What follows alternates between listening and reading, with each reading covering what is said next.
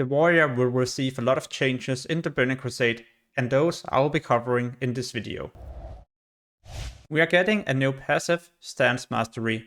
Whenever you are changing stance, you will also retain up to 10 of your rage. At level 62, we are getting Victory Rush. Whenever you are killing a target, you will have a 20 seconds window to activate this ability. It deals a decent amount of damage and can be reactivated every time you are killing a new enemy. At level 64, we are unlocking Spell Reflect.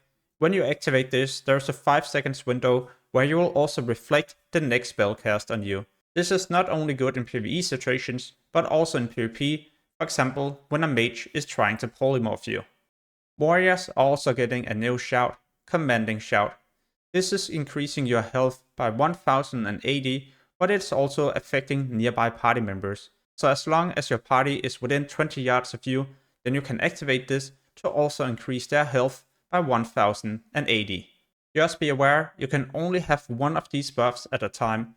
So what you could do is to stack your party together, activate your Commanding Shout, and then run more than 20 yards away to activate your Battle Shout if you wish to increase your own attack power and their health. At max level, we unlock Intervene. You will quickly run towards a party member and intercept the next melee or range attack made against them.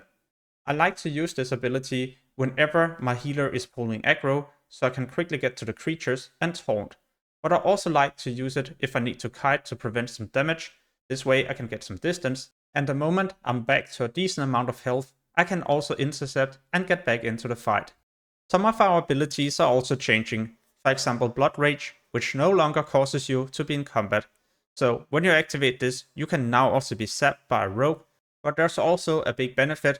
You can activate Blood Rage and immediately also use your charge, where in Classic this wasn't a possibility because when you're in combat you won't be able to use your charge. There's also been another change to this and also intercept.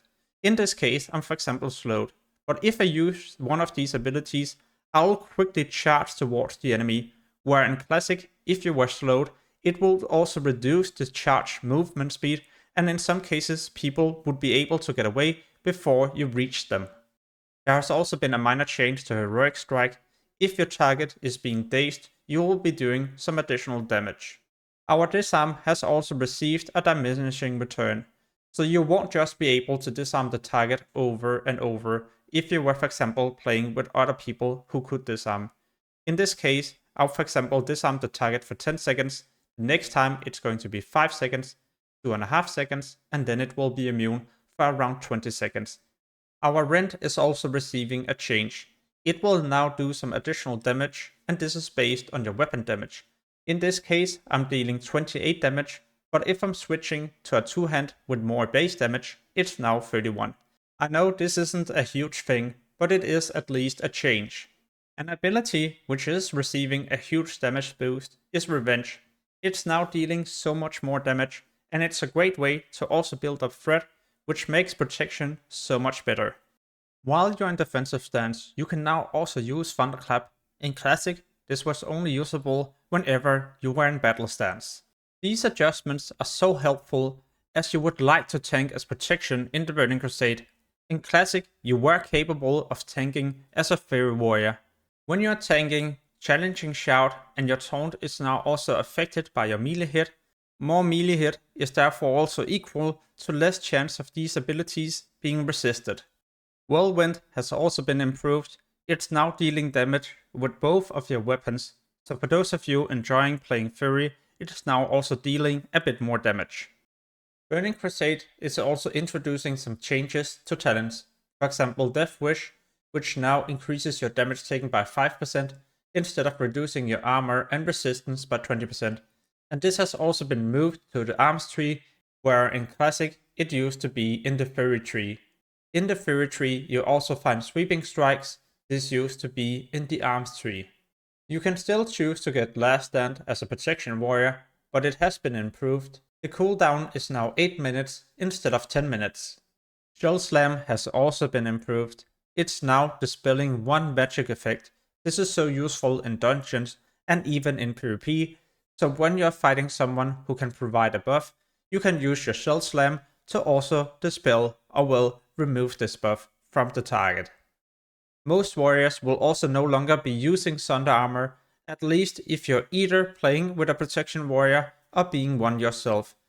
At the bottom of the tree you will get Devastate.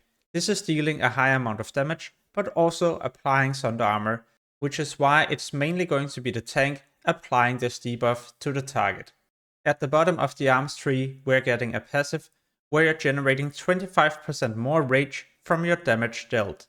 As a furry warrior, you're getting an ability you can activate, Rampage. You can activate this whenever you're scoring a critical hit. If you would like to see other class changes, preparation videos, and of course gold making and other useful things about the Burning Crusade, then I would highly recommend you to subscribe so you get notified the next time I post a new video, because you definitely don't want to be missing that one. Thank you so much for watching and have an amazing day. Peace.